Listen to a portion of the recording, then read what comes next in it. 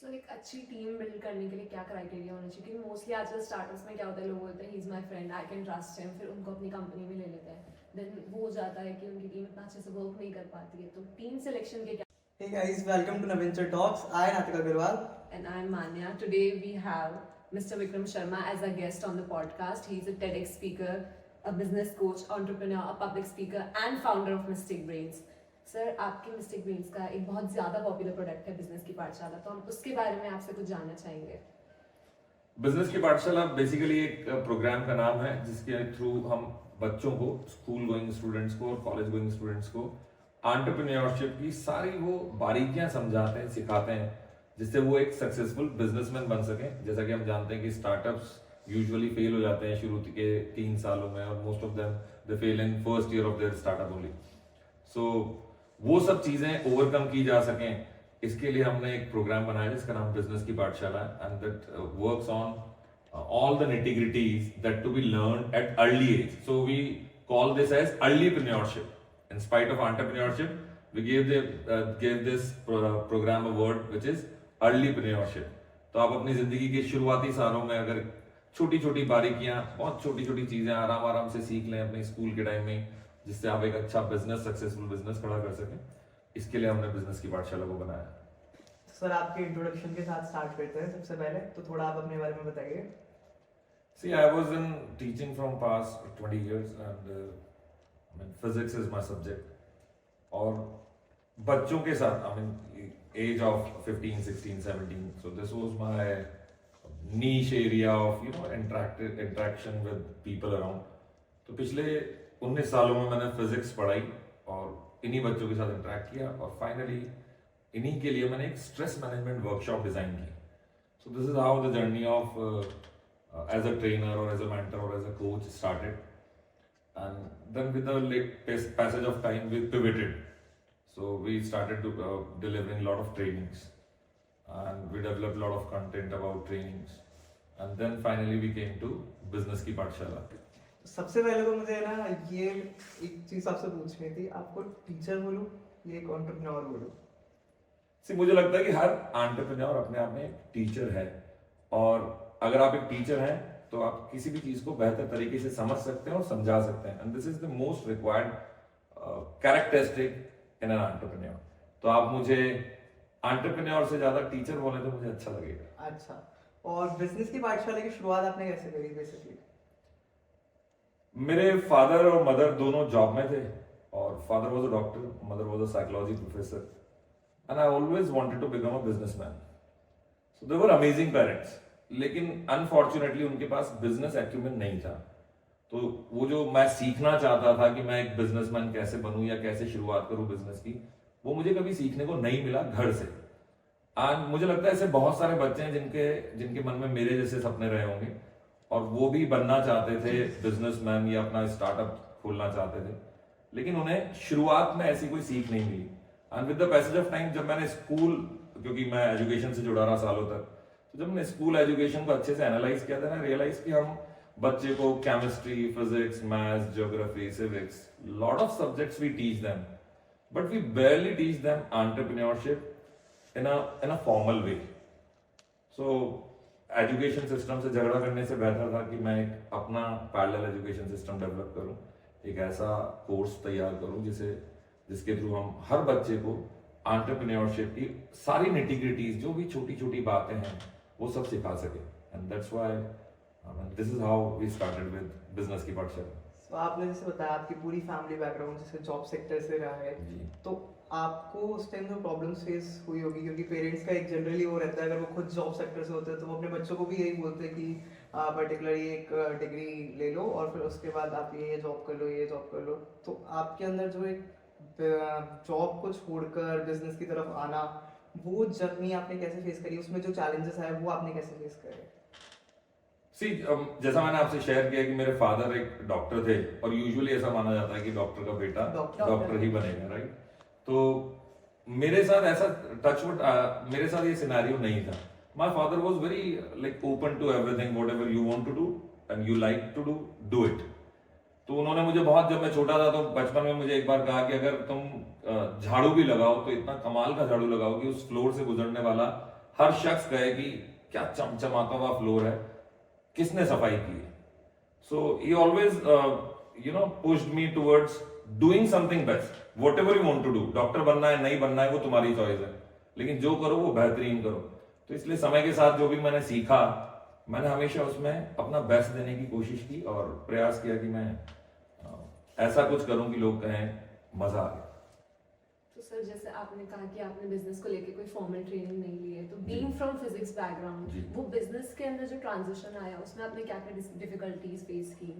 See, अगर हम बहुत ऑनेस्ट बात करें, there were practical learnings. I started my business, I failed, so I learned so many things.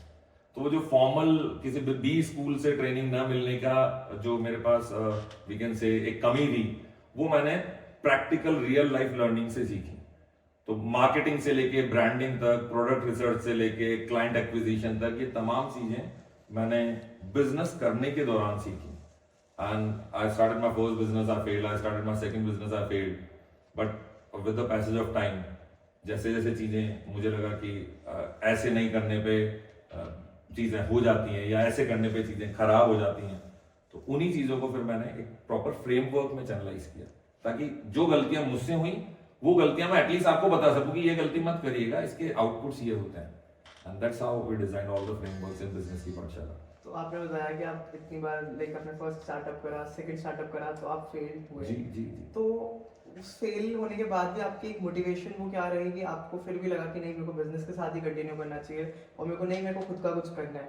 तो देखिए, वो जील या वो जुनून ही क्या जो थोड़ी बहुत फेलियर्स की वजह से छूट जाए. तो मैं फेल हुआ, लेकिन मैंने उन फेलियर्स में या उस स्टार्टअप के या उस बिजनेस के फेल होने में अपनी गलतियां ढूंढी और उनको इम्प्रोवाइज किया. And I promise my self कि नेक्स्ट टाइम मैं सेम गलती नहीं करूंगा. And I was pretty open कि नेक्स्ट टाइम गलतियां होंगी तो सही, लेकिन वो वाली नहीं होंगी जो पिछली बार हुई थी. अगली बार अगली नई गलतियां करेंगे और उनको भी ठीक करेंगे. And this is how somebody improvises. नहीं, क्योंकि जनरली होता क्या है आजकल जो यूथ है बेसिकली जो हमारी एज का है, वो उनके अंदर ये हो गया कि अगर हम फेल हो रहे हैं तो वो गिव अप कर देते हैं, फिर उस चीज़ को आगे कंटिन्यू नहीं करते. तो उस पर आपके क्या व्यूज़ है कि अगर आप किसी चीज़ में फेल हो रहे हो तो उसको आपको आगे कंटिन्यू करना चाहिए और कैसे करना चाहिए, उन फेलियर्स को कैसे डील करें, अपन कैसे फेस करें? जब भी आप कोई स्टार्टअप चालू करते हैं और जैसा आपने सोचा है सब कुछ अगर वैसा होने लग जाए, तो मुझे लगता है कि you are on the wrong path. Because when you start and you move ahead, तो कुछ ना कुछ पिवट होती है चीजें. आपने प्लान कुछ और किया था, एक्चुअली हो किसी और तरीके से रही है. और लोग कई बार इसी को फेलियर सोच लेते हैं क्योंकि उन्होंने जो सोचा था वैसा नहीं हो रहा है. But you should find out the next way to move ahead. जब भी आप अटक जाते हैं, कोई ऑब्स्टिकल आता है, फिर आपको लगता है कि चीजें वैसी नहीं हो रही जैसा आप चाहते थे, तो आपको बस नेक्स्ट टारगेट के लिए कोई दूसरा रास्ता ढूंढ लेना चाहिए. अपना टारगेट नहीं बदलना चाहिए. रास्ता बदल सकते हैं, टारगेट नहीं बदलना चाहिए. तो sir were there some points where you thought कि अब नहीं हो रहा है या अब नहीं हो कपल रहा ऑफ है, टाइम्स इट हैपेंड. तो आपने उससे कैसे कोप किया जो वो स्ट्रेस आ जाता है? जब भी आप कोई स्टार्टअप लेके आते हैं तो आपके पास रिसोर्सेज और फाइनेंसेस दोनों लिमिटेड होते हैं. As I was a teacher and I was already working with best of the institutes in the country, तो फाइनेंसेस कुछ हद तक मेरे पास थे. बट क्योंकि जैसा मैंने कहा, बचपन से बिजनेसमैन बनना चाहता था, पर बिजनेस एक्यूमेंट नहीं था और ऐसा कोई फॉर्मल एजुकेशन सिस्टम भी ज्वाइन नहीं कर पाया कि एक बिजनेस स्कूल ज्वाइन करता और वहां से सीखता. So what I kept on doing is like, मैंने जब भी प्रॉब्लम आई, चाहे वो फाइनेंसेस को लेके हो, चाहे वो टीम को लेकर हो, तो मैंने आसपास के फ्रेम्स में देखा, आसपास के लोगों में देखा कि उन्होंने कॉप अप किया या दूसरे लोगों के साथ भी ये प्रॉब्लम्स आई थी. So that gives you a kind of inspiration. जैसे बचपन में नहीं होता था, एग्जाम में आपके मार्क्स कम आते थे तो आप इस बात से खुद को सेटिस्फाई करते थे कि किसी और के भी मार्क्स कम आए हैं. तो this is how I did it. तो सर जैसे इनिशियल स्टेजेस में फंड्स और फाइनेंस की सबसे बड़ी दिक्कत होती है सबको स्टार्टअप्स होती है. में, तो आप उसके बारे में क्या कहना चाहेंगे कि उससे कैसे कोप कर सकते हो, फाइनेंस से सब कैसे बिल्ड कर सकते हो अपने बिजनेस के लिए? आपने सुना होगा या रिसर्च में भी हम देखते हैं कि most of the startups they fail in with in 3 years of their start. Like, और उनमें से भी ज्यादातर लगभग 1 साल के बाद ही सर्वाइव नहीं कर पाते. Let's say out of 10 usually we say that 9 startups जो हैं वो फेल हो जाते हैं. तो सक्सेस रेट हमें लगभग 10% ही नजर आ रही है. But at the same time most of the students in our country, they are preparing for national level exams like IIT, NEET and many more. इनका सक्सेस रेट तो 0.6 से 0.7% ही है. So still there are more probable chances to get a success while doing some startup. तो मुझे ये पता था कि अगर हम लगे रहेंगे और यहाँ पे सक्सेस रेट भी अच्छी है. दूसरा, जब भी आप आगे बढ़ते हैं किसी भी चीज में, तो चैलेंजेस तो पक्का आएंगे. So you should be ready to handle the challenge in spite of looking for a way which is not having any obstacle. जहाँ कोई रुकावट ही नहीं है, वो कोई रास्ता ही नहीं है. तो ये जो स्टार्टअप्स है, इनके फेल होने का सबसे बड़ा रीज़न क्या है? जो एक आपने बताया कि 10 में से 9 स्टार्टअप मोस्टली फेल हो जाते हैं, जैसे स्टडीज वगैरह बताती है, तो इनका सबसे बड़ा फेल होने का रीज़न क्या है? There are certain parameters. मुझे लगता है कई बार आइडिया जो होता है वो बड़ा जबरदस्त होता है, लेकिन उसकी रिक्वायरमेंट नहीं होती है. So there is a difference in having a good idea and a good product maybe, but is it required in today's scenario? तो bad market research is one of the reason why startups fail. कई बार हम geographically या demographic selection भी गलत करते हैं. मतलब हमें जहाँ स्टार्ट करना है वहां ना करके हम अपना प्रोडक्ट लेट से रेगिस्तान में बेच रहे हैं अपनी पानी की बोतल को, जहां कोई आ ही नहीं रहा है, क्योंकि हमें लग रहा है कि रेगिस्तान में पानी नहीं मिलता तो यहाँ पानी बड़ा अच्छा बिकेगा. बट पॉइंट इज वहां कोई आ भी तो नहीं रहा है. एंड यू आर लाइक, आप 10 दिन में अगर 2 बॉटल पानी की बेच भी देते हैं तो मुझे नहीं लगता कि that's a good business you are doing. So most of the startups they fail because उनका मार्केट रिसर्च सही नहीं है, इनके पुअर फाइनेंशियल मैनेजमेंट्स हैं. और कई बार तो ऐसा होता है कि आपका स्टार्टअप स्केल अप भी कर जाता है और उसके बाद भी बैड फाइनेंशियल डिसीजंस की वजह से आप अल्टीमेटली फेल होते हैं. We have Byju's recently as an example. They did bad financial decisions and finally they are in trouble. तो राइट टारगेट ऑडियंस तक पहुंचना बहुत ज़रूरी है. बहुत जरूरी है. तो सर रिसर्च के अंदर कौन से पॉइंट्स हैं जो लोग रिसर्च करते हैं, मार्केट रिसर्च, कौन से पॉइंट्स हैं जो उनको ध्यान में रख के रिसर्च करनी चाहिए जिससे उनका स्टार्टअप अच्छे से हो? आप कोई भी स्टार्टअप लेके आते हैं, सबसे इंपॉर्टेंट ये है कि आपको अपना आइडिया बड़ा अच्छा लग रहा है, लेकिन वो सच में एंड यूजर के लिए, जो आपका टारगेट टीजी जिसको हम बोलते हैं, जो आपका टारगेट ग्रुप है, उसके लिए वो इतना हेल्पफुल है या नहीं, इसको आपको वैलिडेट करना चाहिए in a small domain. You should check with all your products and services whether it is a valuable product or not. क्योंकि आपके लिए वो, क्योंकि आपका सपना है, it's your baby, तो वो आपके लिए हमेशा बहुत अमेजिंग होगा, आपको उस पर बहुत विश्वास होगा. पर क्या लोग भी उस पर उतना विश्वास कर पा रहे हैं, ये हमें अर्ली एज में चेक कर लेना चाहिए हमेशा.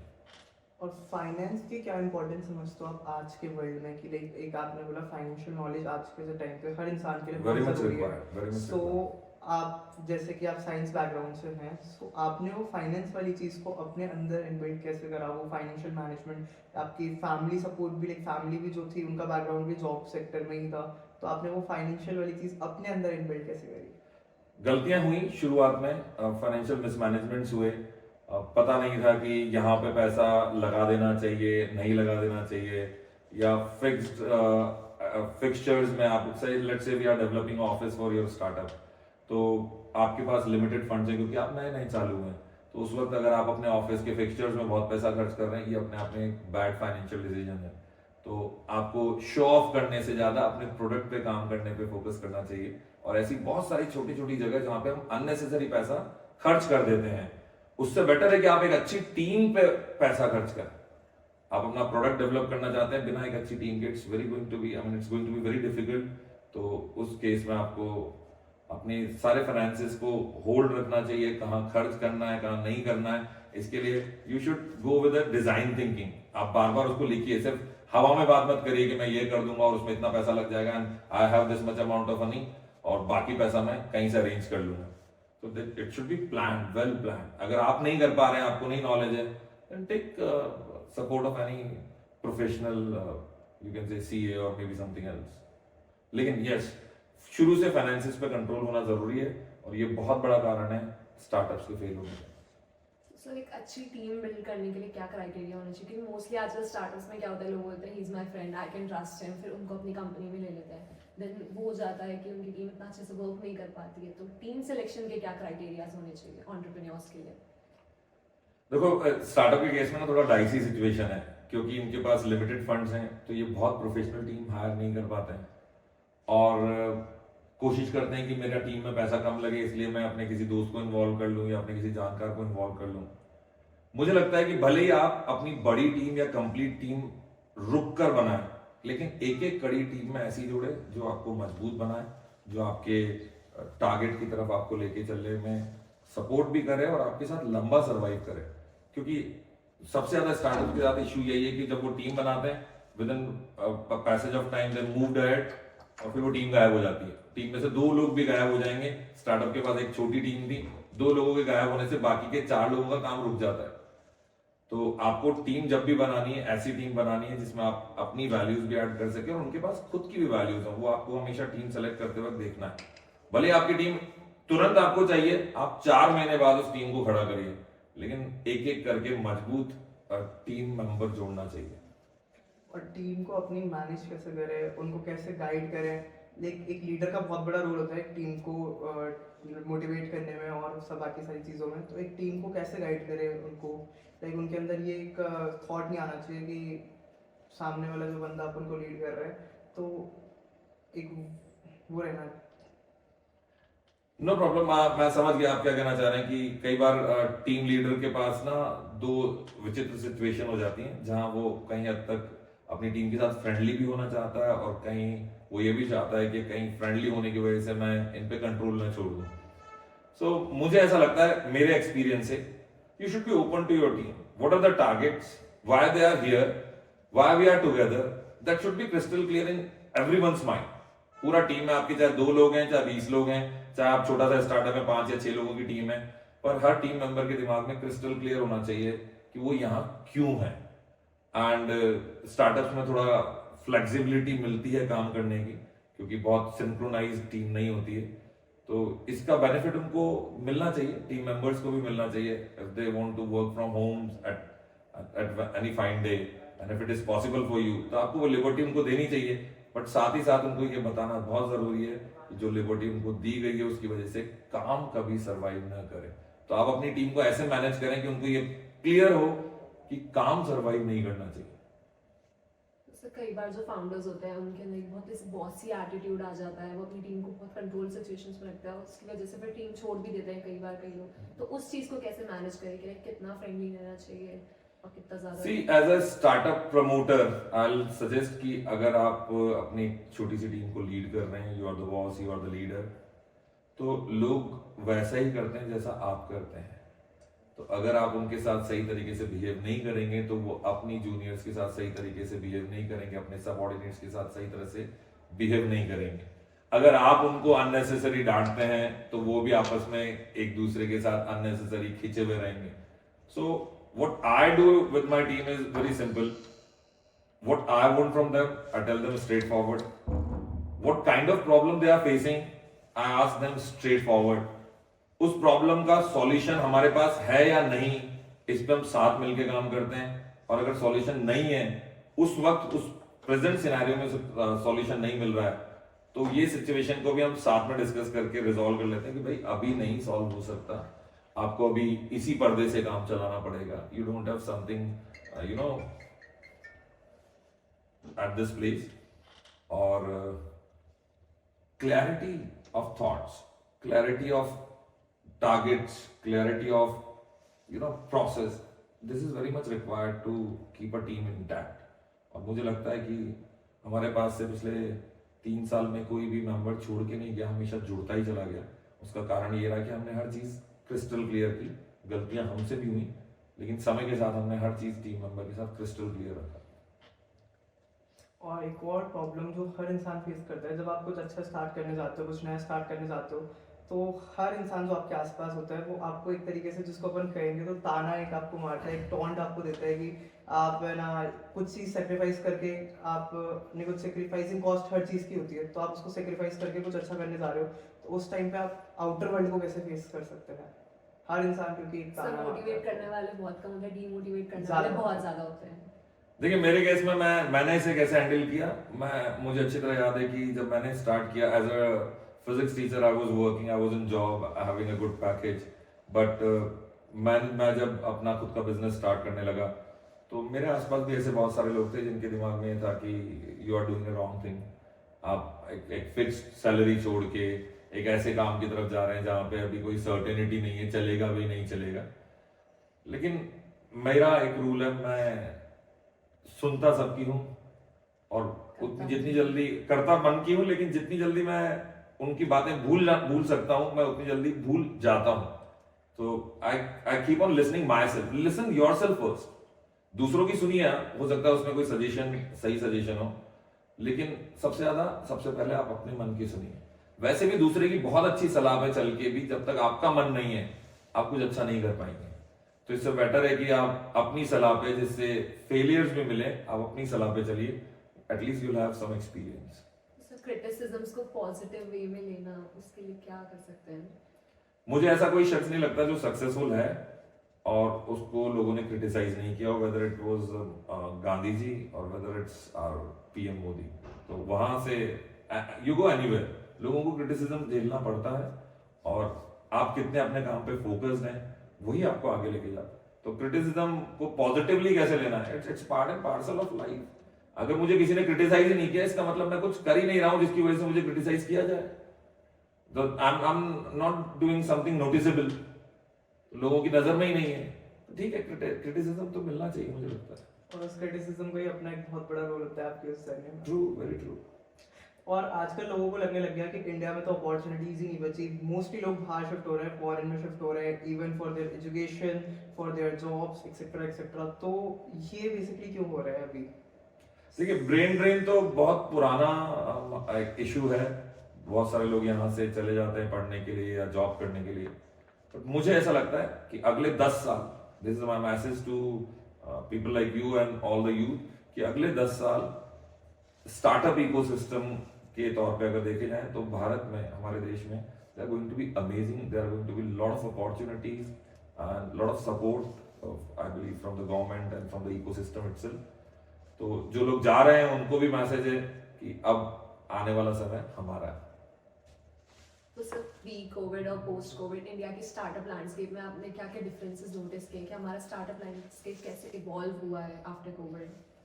मुझे लगता है प्री कोविड ना टेक बेस्ड स्टार्टअप्स बहुत लिमिटेड थे, और जब कोविड टाइम पीरियड आया तो उस समय पे technology was the only way how you can deliver something to, whether it was education और it was like you are into supply chain management, जो भी प्रोसेस था उसमें टेक्नोलॉजी ने बहुत पिवटल रोल प्ले किया ड्यूरिंग कोविड, और बहुत सारे नए टेक्नोलॉजी बेस्ड प्लेटफॉर्म्स निकल के आए। जूम को जो लोग पहले नहीं जानते थे, वो अचानक से जूम की इंपॉर्टेंस को समझ गए।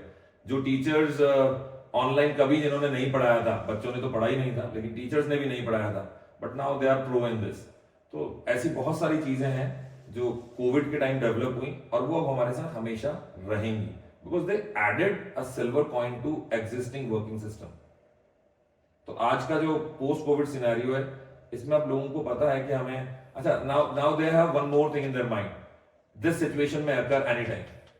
क्योंकि एक बार जो आपके साथ घटना घट चुकी है, अचानक से सब कुछ बंद हो गया था, जो लोग स्कूल जाके पढ़ा रहे थे उनको अचानक से पता चला कि अब स्कूल जाना ही पॉसिबल नहीं है, ना मैं जा सकता हूँ पढ़ाने के लिए, ना बच्चा आ सकता है पढ़ने के लिए।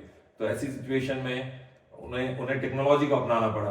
अब हर बिजनेस अपने प्रोसेस में टेक्नोलॉजी को मोर और लेस एम्बेड कर रहा है, और ऐसा होना जरूरी भी है। और आने वाले टाइम में ये ऐसे ही चलते रहने वाला है, जितना लोग कह रहे हैं कि आने वाला टाइम पूरा टेक्नोलॉजी का आने वाला है, और जो ये सारी जो सिग्निफिकेंस है, जो पुराने बिजनेसेस चलते आ रहे हैं, इन सब का एक एंड आ जाएगा और सारा टेक्नोलॉजी। मुझे नहीं लगता कि कन्वेंशनल बिजनेस जितने भी हैं उनका कोई एंड आ जाएगा, लेकिन उनके काम करने का तरीका बदल जाएगा। How they used to deliver before, they will be delivering in a different way. Business कोई खत्म नहीं होने वाला है उसका, जैसा मैंने आपको बोला, समय के साथ अगर आपका कोई बिजनेस आइडिया या कोई भी एग्जिस्टिंग बिजनेस थोड़ा भी पिवट नहीं हो रहा है, तो इसका मतलब है आप सही रास्ते पे नहीं चल रहे हैं। तो अब पिवट होगा, चीजें बदलेंगी, और जितने भी कन्वेंशनल बिजनेस हैं इनमें भी टेक्नोलॉजी को आप समाहित होते हुए देखेंगे। सो मुझे नहीं लगता कोई बिजनेस बंद होगा, बट हाँ, बिजनेस करने का तरीका जरूर बदलेगा। सर, नेक्स्ट 10 इयर्स में कौन सी ऐसी इंडस्ट्रीज है जिनको आप बहुत ब्लूम करते हुए देख सकते हैं कि इन इंडस्ट्रीज में बहुत ज्यादा एक किक आएगा? Training, coaching, mentoring, this is going to boom in next 10 years. Apart from it, technology, मुझे लगता है कि एग्रीकल्चर और स्पोर्ट्स की फील्ड में बहुत ज्यादा काम होने वाला है। अगर हम कोविड और पोस्ट कोविड सिनेरियो को देखें तो इवन स्पोर्ट्स इंडस्ट्री में लगभग 40% की ग्रोथ है। तो जितना भी टेक्नोलॉजी रिलेटेड और बिजनेसेस हैं, जैसे आप आज की तारीख में एआई को देख रहे हैं, तो बहुत सारी चीजें 100 सॉल्यूशन बन जाएंगी कि आप एक ही जगह पे बैठ के बहुत सारी चीजों के सॉल्यूशन निकाल सकते हो because of the help of technology. और फॉर श्योर अगले कुछ साल ट्रेनर्स, कोचेस, मेंटर्स इन सब के हैं। ऐसी इंडस्ट्रीज जो आपको खुद को पर्सनली लगती है कि इनका एंड कभी नहीं होने वाला, ये हमेशा एवरग्रीन है, ये तो हमेशा चलने वाली है, तो आपके पर्सनली आपको अपने भी हाथ पे लगता हो? हेल्थ, एजुकेशन एंड हॉस्पिटैलिटी, ये हमेशा ग्रो करेंगे। और आपकी बेसिकली यूथ को क्या एडवाइस है? आजकल सबके अंदर 11th-12th सबके अंदर एक वो हो गया कि हमको तो खुद का करना है, खुद का करना है, even they sacrifice their studies also, तो आपको लगता है वो सही है या गलत है? मैं यूथ को कहना चाहूंगा कि प्रॉब्लम्स ढूंढें, कंप्लेनिंग वे में नहीं कि अपने आसपास आप कोई प्रॉब्लम ढूंढ रहे हैं और उसकी कंप्लेन कर रहे हैं, क्योंकि हर प्रॉब्लम में एक सॉल्यूशन छुपा हुआ है और हर सॉल्यूशन में एक अमेजिंग बिजनेस आइडिया छुपा हुआ है। तो अपने आसपास आपको जिस भी तरह की प्रॉब्लम नजर आती है, यू शुड आप उसको लिख लें और एक लिस्ट बनाएं कि कितनी तमाम समस्याएं हमारे आसपास हैं। अब उन समस्याओं में से कौन सी फील्ड आपको इंस्पायर करती है, किसका सॉल्यूशन आप क्रिएट कर सकते हैं, उस पर सोचें, और वो एक आने वाले टाइम का यूनिकॉर्न बिजनेस आइडिया हो सकता है। तो सर जैसे कहते हैं कि आने वाले टाइम में एआई बहुत सारे जॉब्स को टेक ओवर कर लेगा, तो उस पर आपके क्या व्यूज हैं? मुझे नहीं लगता, देखिए एआई भी हमने ही बनाया है और इसमें जो नए मॉडिफिकेशंस होंगे उनको बनाने के लिए भी हमारी जरूरत पड़ेगी। चीजें इजी हो जाएंगी। लोगों को लगता है, कई जगह हम कई सारे वीडियोस में या कई सारे आर्टिकल्स में देखते हैं कि AI is going to deploy so many people from their current job.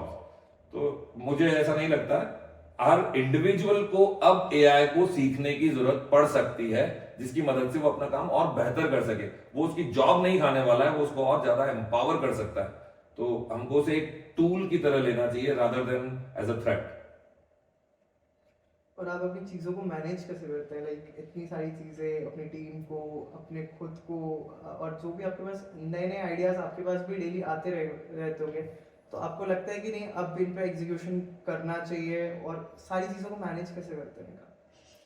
देखिए, कोई भी नया आइडिया या कोई भी नई चीज पे काम करने के लिए अगर बात करें तो आइडियाज तो लोगों के दिमाग में बहुत सारे आते हैं।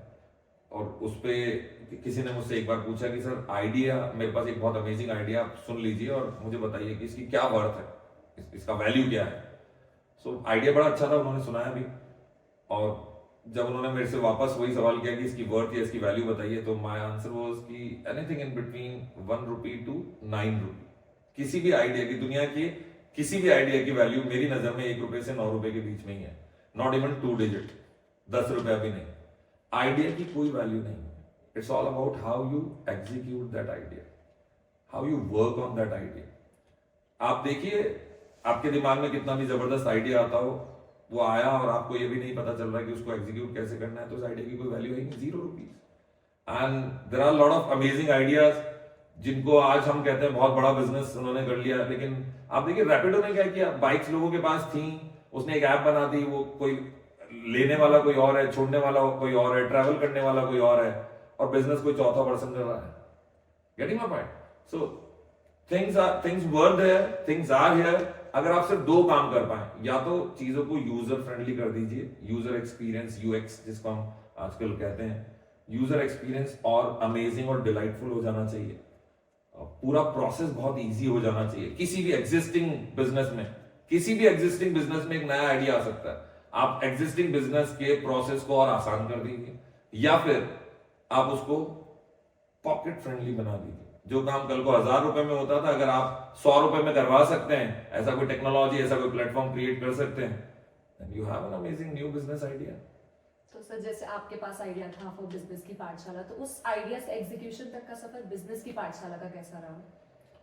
बहुत अच्छा रहा। हमें शुरुआत में बड़ी प्रॉब्लम आई स्कूल्स को या पेरेंट्स को ये समझाने में कि that entrepreneurship or having a new startup, your own startup can be a parallel career option. Entrepreneurship can be a parallel career option, क्योंकि पेरेंट्स भी कन्वेंशनल मेथड पे ही चल रहे हैं, उनका भी थॉट प्रोसेस कन्वेंशनल है। स्कूल्स भी मोस्ट ऑफ द टाइम अपना कन्वेंशनल टीचिंग मेथोडोलॉजी को ही फॉलो करते हैं। तो वो कन्वेंशनल सब्जेक्ट्स जो हम हमेशा पढ़ते आए, मैंने भी पढ़े, आपने भी पढ़े अपनी लाइफ में, जिनमें से मैक्सिमम चीजें काम नहीं आती हैं। तो हमें बहुत मुश्किल आई शुरुआती दौर में लोगों को ये समझाने में कि हम ऐसा क्यों सिखाना चाहते हैं और उसका अल्टीमेटली इम्पैक्ट क्या होने वाला है। बट ऑफ कोर्स हमें कुछ स्कूल ऐसे मिले, कुछ कॉलेजेस ऐसे मिले, कुछ यूनिवर्सिटीज मिली जिनको इस तरह की चीज़ों की जरूरत थी, लेकिन कोई उन्हें सपोर्ट करने के लिए तैयार नहीं था। So when we came up with the idea, so they accepted it wholeheartedly. But yes, शुरुआत में हमें काफ़ी लोगों को समझाने में से प्रॉब्लम हुई। तो बिजनेस की पाठशाला में जो आप कर रहे हैं वो फॉर्मल एजुकेशन से अलग कैसे है? हम स्टूडेंट्स को फॉर्मल एजुकेशन सिस्टम में, जैसे आप किसी भी एक किताब में जो लिखा हुआ है वो पढ़ते हैं, फिर उसको याद करते हैं और उसका फिर एक एग्जाम होता है और आप एग्जाम देते हैं और मोस्ट ऑफ द चीजें एग्जाम के बाद आप भूल भी जाते हैं, राइट।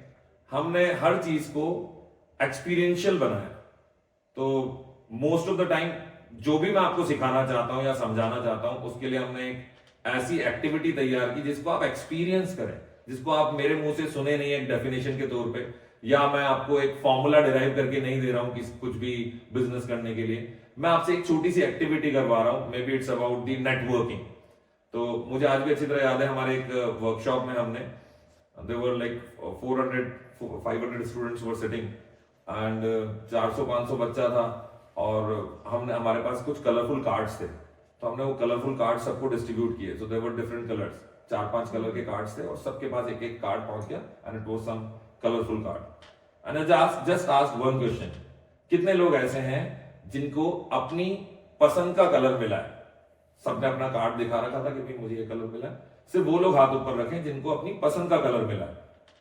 सो ऑलमोस्ट 80% लोगों का हाथ नीचे था और लगभग 20% लोग ऐसे थे जिन जो कहते हैं कि साहब मेरे पास जो डिस्ट्रीब्यूशन के दौरान अचानक से कार्ड आया उसका कलर वही है जो मेरा फेवरेट कलर है। 20% लोग। Then I said one thing, in next 120 seconds साम दाम दंड भेद कुछ भी लगाइए, लोगों से जाके मिलिए, बार्गेन करिए, उसे मैनिपुलेट करिए, उसे प्यार से पटाइए, लेकिन अपनी पसंद का कार्ड ले आइए। हो सकता है मेरे पास ब्लू है और आपके पास येलो है और आपको ब्लू चाहिए और मुझे येलो चाहिए, लेकिन ये पता कैसे चलेगा? जाके बात करनी पड़ेगी। सो आई गिव देम 120 सेकेंड्स। तो उस हॉल में लगभग अगले 2 मिनट 120 सेकंड के लिए तूफान आ गया। लोग भाग रहे हैं, एक दूसरे के ऊपर से गुजर रहे हैं, चिल्ला रहे हैं, तेरे पास ब्लू है क्या, तेरे पास रेड है क्या।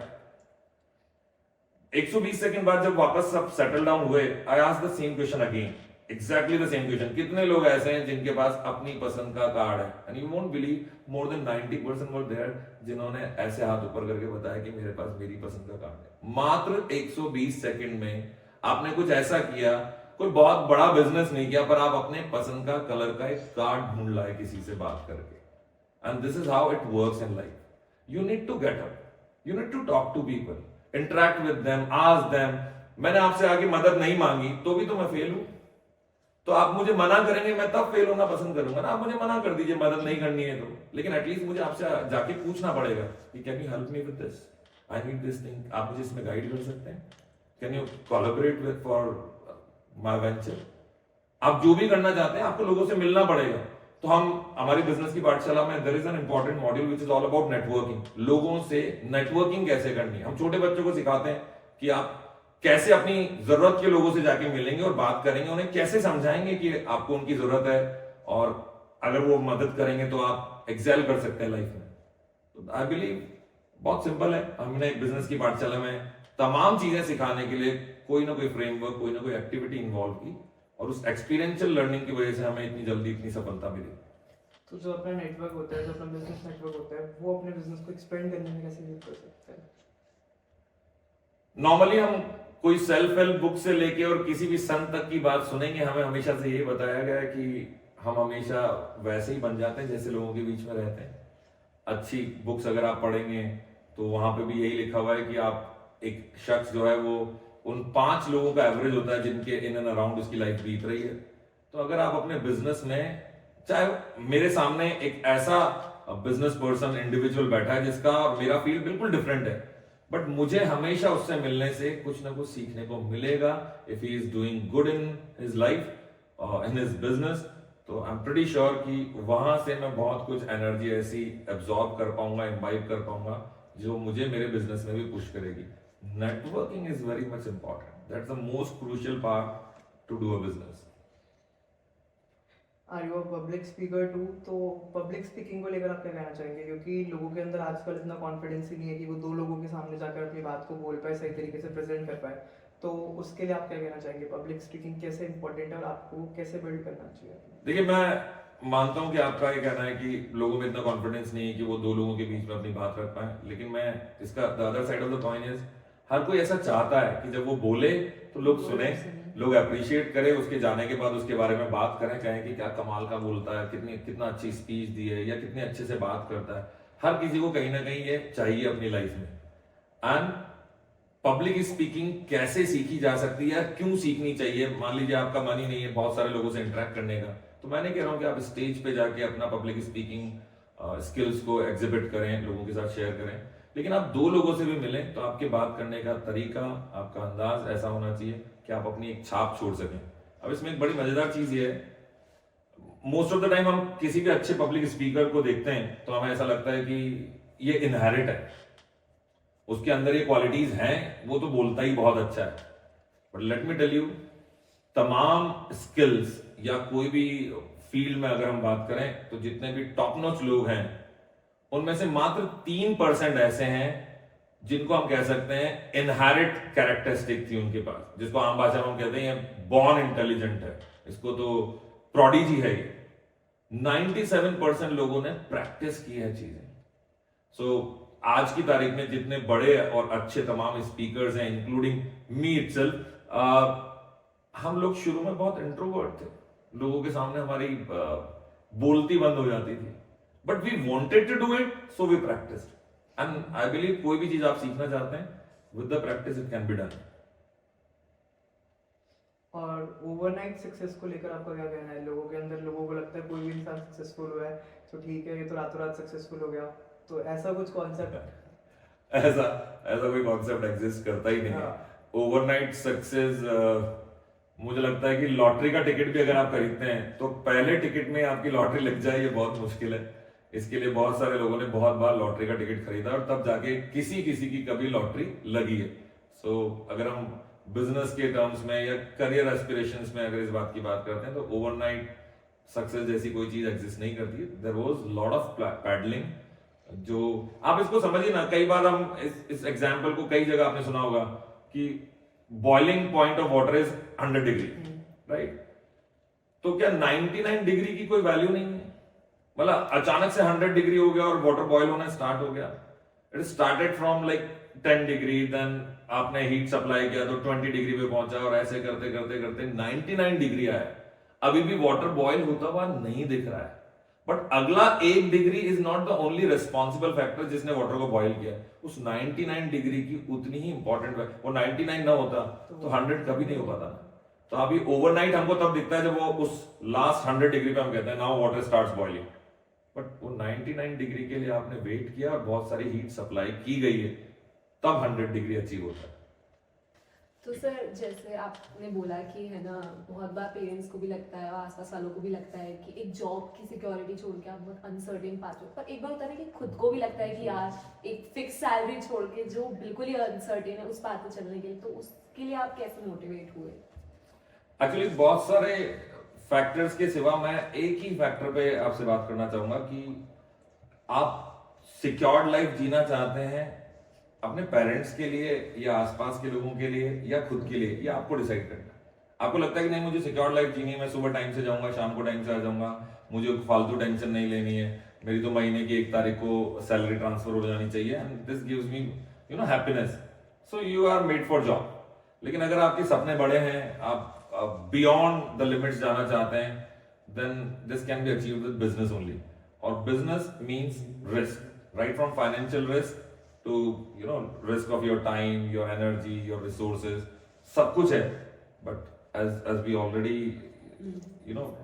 we already discussed and we learned from past experiences that when risk is involved, then award is too big in magnitude.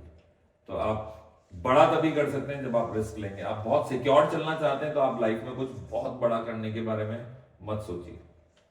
तो जितना मैंने देखा है जो टीचर्स होते हैं, इवन जो सारे जॉब सेक्टर वाले लोग हैं, उन्हें ये लगता है अगर उनके सामने अपन बिजनेस की बात करें तो वो तो ऐसे कहेंगे नहीं नहीं जॉब कौन छोड़ेगा अपनी, ये वो एक उनको मतलब वो एक होता ही नहीं है, अंदर से आता ही नहीं है। उनको लगता है कि जो चल रहा है वो सही है, और वो एक संतुष्टि वाली जो चीज़ होती है वो उनके अंदर होती है। तो उसके लिए आप क्या कहना चाहेंगे, आपने कैसे करा उस चीज़ को?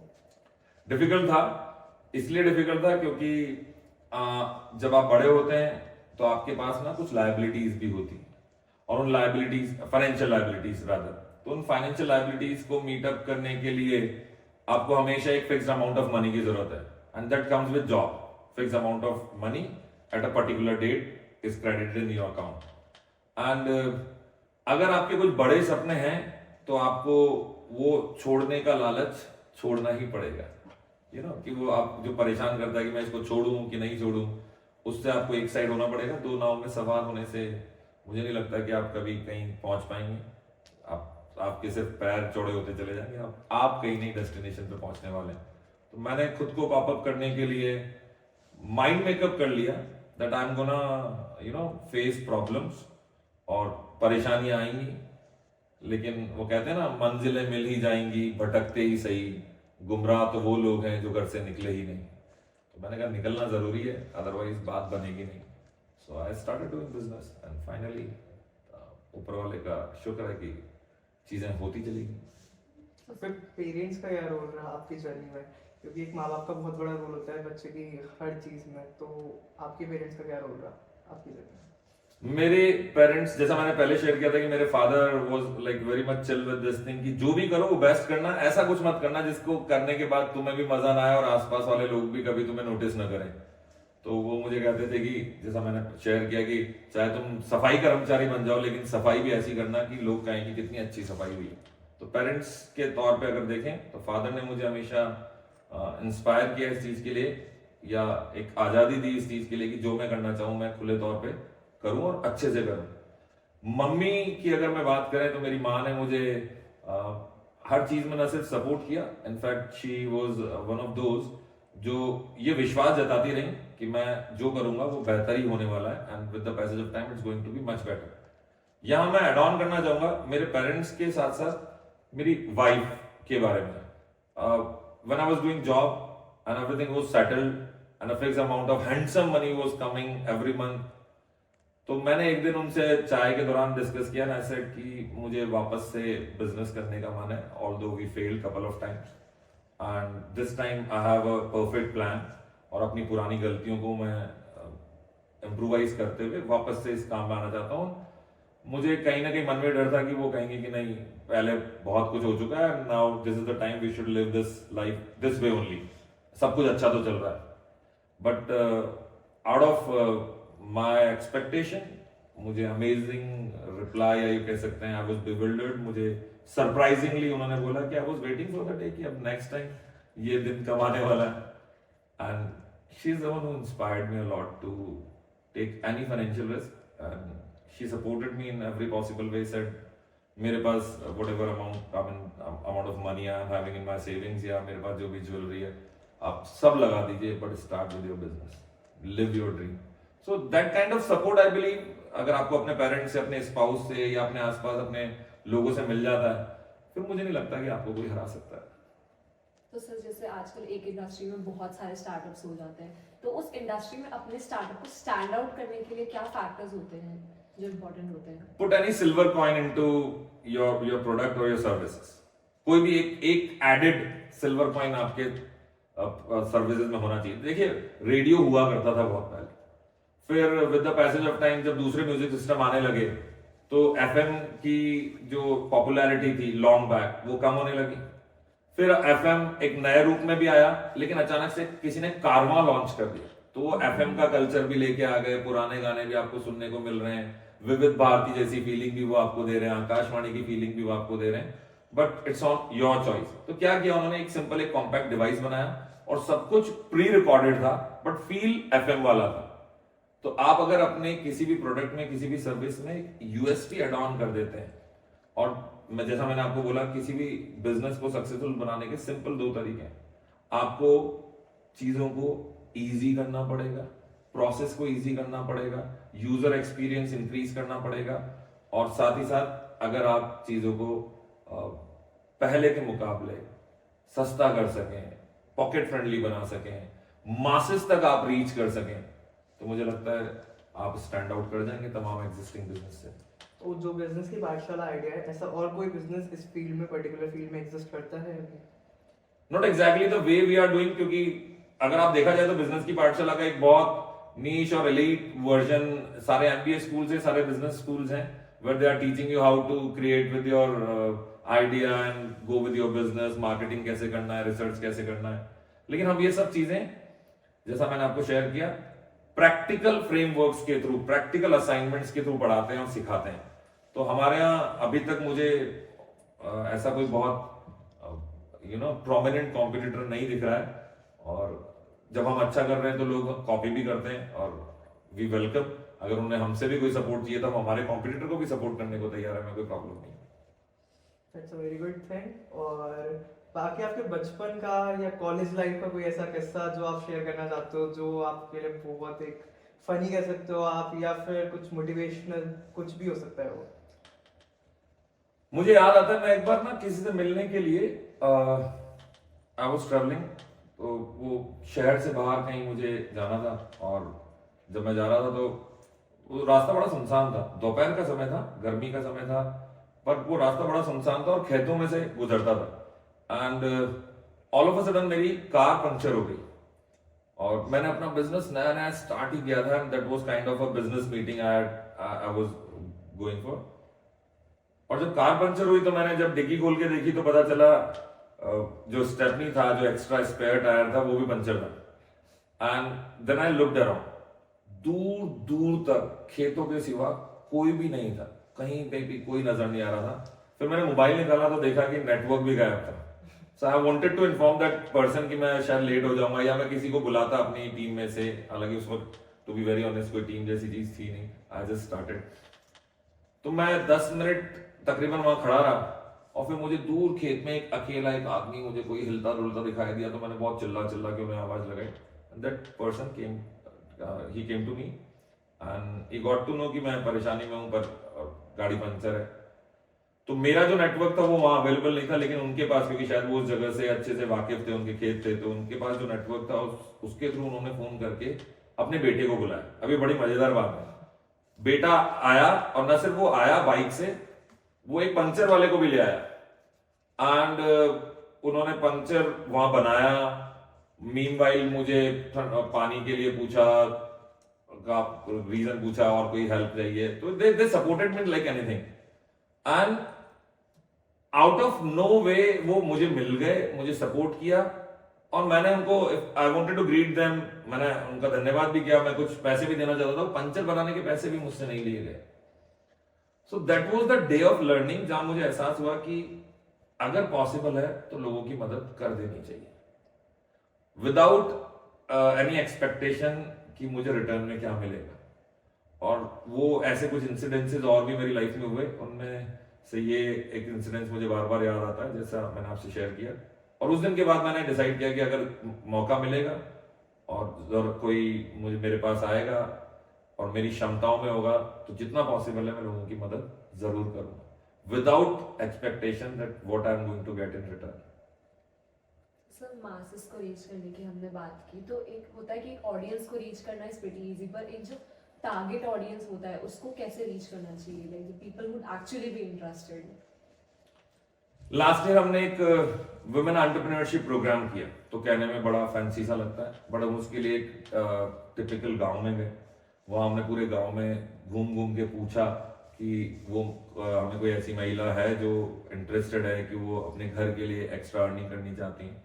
तो बड़ा ढूंढने के बाद, लोगों से बात करने के बाद, उन्हें कन्विंस करने के बाद हमें करीब 30 महिलाएं उस गांव में ऐसी मिली, और उन 30 महिलाओं में से हमने करीब 15 दिन तक लगातार उनका एक एंटरप्रेन्योरशिप का एक शॉर्ट कोर्स चलाया, उनकी जो कैपेबिलिटीज थी उनको आइडेंटिफाई किया, and somehow we were capable enough to create 2 startups out of those 30 females.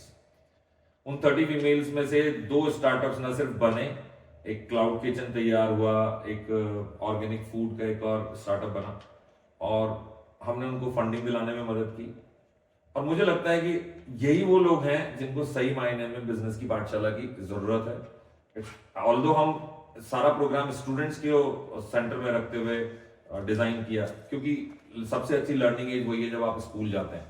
तो in that way I believe हम मासेस तक पहुंच पाए, हमें भागना पड़ा। तो आपने, जैसे हमने रिसर्च करा आपके बारे में, तो आपने शार्क टैंक में भी पिच करा हुआ है अपने आइडिया को? नहीं, मैंने शार्क टैंक में मैंने पिच नहीं किया, लेकिन शार्क टैंक में मेरे थ्रू जो स्टार्टअप जिसको मैंने मेंटर किया था, वो शार्क टैंक के सीजन 1 में अपीयर हुआ था। Okay.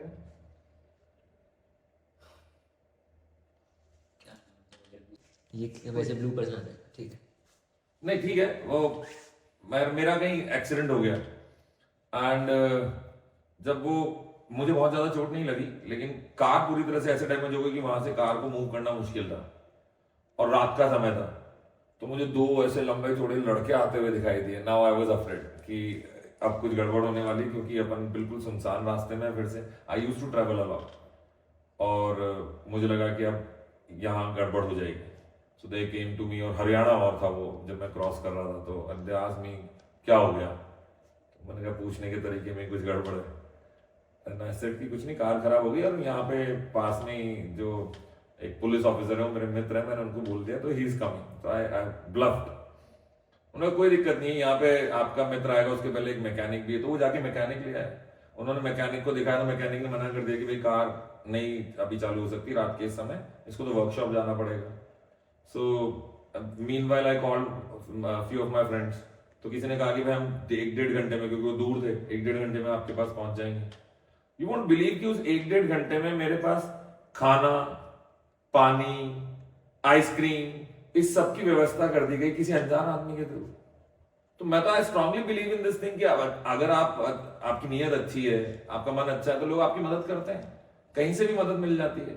मुझे लगता है कि वो लोग नहीं होते, वो भगवान ही होते हैं जो आपकी किसी और फॉर्म में आपसे मिल रहे हैं। तो जब मुझे मिला ऐसा, तो मैंने डिसाइड किया कि मैं जीवन में जब भी पॉसिबल होगा, आउट ऑफ द बॉक्स जाके भी अगर पॉसिबल होगा, तो लोगों की मदद करूंगा। एक और क्वेश्चन आपसे करना चाहूँगा, स्पिरिचुअलिटी को लेके आप क्या कहना चाहते हैं? बहुत लोग होते हैं जो मानते हैं कि भगवान है, और बहुत लोग मानते हैं नहीं है। जैसे आपने बताया, कई लोग ऐसे बन के आते हैं हमारी लाइफ में कि जो कि एक भगवान का ही रूप होता है। तो आप कुछ कहना चाहेंगे, आपका पर्सनली क्या बिलीफ है? आप मानते हैं कि देयर इज अ गॉड और नॉट? नहीं, ऑफ कोर्स मैं I am a strong believer of God. I strongly believe in God. और मैं ये नहीं कहता कि आप कौन से भगवान में विश्वास करते हैं, लेकिन अगर आप भगवान में विश्वास करते हैं, इसका मतलब है आप अपने आप में विश्वास करते हैं। अगर आपको भगवान में विश्वास नहीं है, तो आई कैन गारंटी ऐसे शख्स को खुद में भी कोई विश्वास कभी नहीं हो सकता। So if you talk about spirituality, तो मैं मुझे नहीं लगता कि मैंने कभी घंटों बैठ के पूजा पाठ किया होगा। तो मैं नहा धो के भगवान का, घर से निकलने के पहले 2 मिनट उनके सामने खड़े होके, I used to say I'm thankful to you for everything, whatever you provided me, and most of the above is the strength to do things. तो मुझे जीवन में क्या मिला, उससे ज्यादा मैं उनसे हमेशा इस बात का धन्यवाद अदा करता हूँ कि जो उन्होंने मुझे एक स्ट्रेंथ दी, एक ताकत दी कि मैं जो चाहता हूँ उसको करने के लिए हमेशा प्रयास करता रहता हूँ, चाहे मुझे सफलता मिले कि नहीं, लेकिन मेरा प्रयास नहीं रुकता है। और इस स्ट्रेंथ के लिए I am thankful to God. ये किसी ने तो दी है, अदरवाइज सब में तो नहीं थी। मैं थैंकफुल टू गॉड। तो एक पॉजिटिव एनर्जी, वो it is a source of positive energy for sure. बाकी आप, हाँ तो वही कर रहा था मैं। नहीं तो उसे ब्रेक करना होगा। ओके, अरे तो साइंस और फिर वीडियो एडिटिंग दिक्कत आती है। तो हमारी ऑडियंस के लिए आपका कुछ मैसेज, बेसिकली यूथ के लिए जो कुछ करना चाहते हैं लाइफ में, और जिनका एंड गोल है कि थोड़ा आपके जैसे, देखिए मेरे जैसा क्यों बनना है, आप अपने जैसा बनिए। ठीक है, आपका कोई आइडल हो सकता है, लेकिन उसके जैसा तो वो खुद है। तो आप या तो उससे, अगर आपकी नजर में कोई, आपने एक बेंचमार्क सेट किया हुआ है, तो आप उस बेंचमार्क से आगे जाने के बारे में सोचिए, हमेशा उस बेंचमार्क को अचीव करने के लिए मत सोचिए। तो यूथ को मेरा एक सिंपल मैसेज है, whatever you want to do that can be achieved, और प्रकृति बाध्य है आपको आपकी की हुई मेहनत का रिजल्ट देने के लिए। So it will give you for sure, but आपको डिजायर्ड लेवल ऑफ एफर्ट्स लगाने पड़ेंगे, आपको मेहनत करनी पड़ेगी। बिना मेहनत के ओवरनाइट सक्सेस जैसी कोई चीज एग्जिस्ट नहीं करती है। और अगर वो एक बार आपके साथ ऐसा कहीं हो भी जाए लाइफ के किसी एपिसोड में, किसी इवेंट में, तो वो बार बार नहीं होगा, परमानेंट नहीं होगा। So there is no shortcut to hard work and efforts. तो आप अपने एफर्ट्स में कमी मत रखिए, रिजल्ट्स के में कोई कमी नहीं होगी, that I can assure you. आपका कोई आइडल रहा होगा? मेरा कोई आइडल समय समय पे चीजें बदल जाती हैं। सो कभी मेरे टीचर्स कुछ ऐसे रहे हैं जो मेरे आइडल थे। समय के साथ जब मैं when I got into books, तो मुझे स्वामी विवेकानंद के बारे में पढ़ने पे जो चीज़ सीखने को मिली, जो उन्होंने सबसे पहली बात जो कही कि अगर आप कुछ भी पाना चाहते हैं तो अपनी आत्मा को भी उस काम में पूरी तरह से उतार दीजिए और किसी और चीज़ के बारे में मत सोचिए, सफलता आपके कदम जरूर चूमेगी। तो मुझे लगता है कि समय समय पे मुझे आइडल्स मिलते रहे और चीज़ें बनती गई। बाकी थैंक यू वेरी मच, आपके साथ आज बात करके माय बहुत मजा प्लेजर, आया। My pleasure, thank you so so much. much for your valuable time. Thank you.